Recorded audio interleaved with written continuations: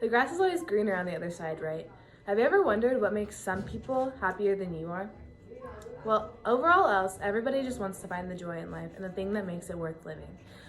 I've looked at the data and read the reports from all of the experts to try to understand what makes some countries happier than others. Hi, my name's Lauren Quinlan, and I'll be telling you a little bit about what I found. There's a report released yearly called the World Happiness Report of 2022. In this report, they list the countries from happiest to least happy, or at least content.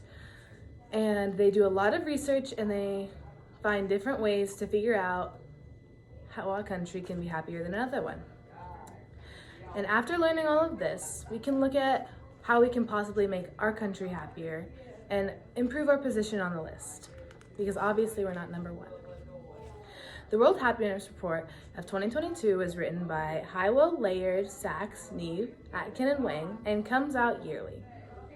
In this report, there is information and data to determine a country's happiness.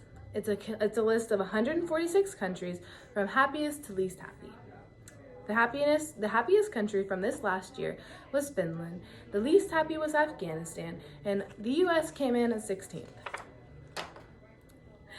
This can lead one to wonder how they came to this conclusion. What data did they put in? What research did they put in?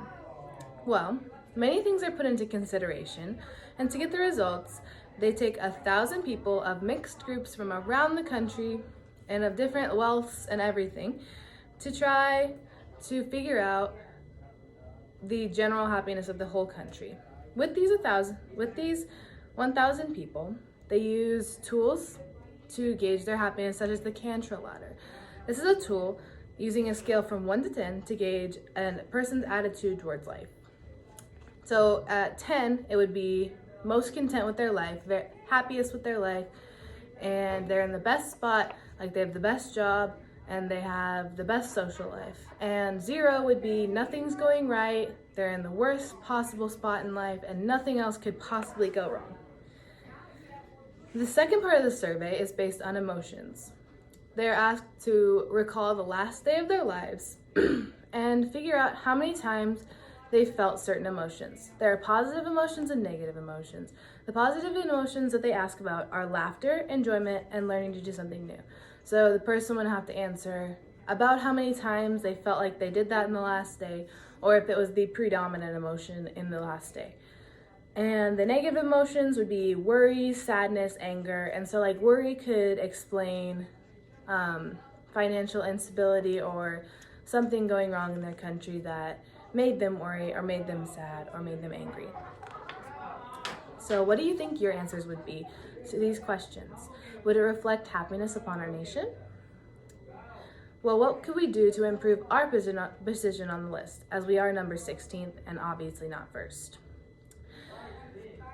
We have the privilege of living in a first world country where economic growth is possible for each and every person if they try. This is shown to make general happiness higher, as stated in a paper written by Lang titled "The Most Influential Factors in Determining Happiness of a Nation." In the case of smaller second or third world countries, this is not the case. There is not a correlation between economic growth and happiness because they struggle for things such as food and water, which are basic needs. Their happiness could grow just by gaining these things that they lack, such as stable home, food, water, hygiene, stuff like that. As for the US, a lot of happiness changing in a short amount of time would be very difficult because we are a wealthy country. There's a strong correlation between economic security and happiness, as explained in an article written by Stokes in 2007 called "Happiness is Increasing in Many Countries, but Why?" In his article, he says, "Today, some proportion of Americans, French, and Germans say they are relatively happy with their lives as in 2002. So the same number of people in 2007 are saying that they are the same amount of happiness that they were in 2002. In 5 years, there's almost no change for these big countries, these major countries across our world, showing that this plateau suggests a tie between wealth and happiness exists. So what makes some countries happier than others? In the World Happiness Report, they look at emotional responses from people in each country and ask how they felt about their lives. The question of how we could do better is not easily answered, and it's hard to make significant change fast. It comes down to the people. Every person is leading a different life, and while the government may influence slightly the happiness of a person, it is not the main reason for a person loving or hating their life. Despite the research, 1,000 people can't possibly speak for the entire nation.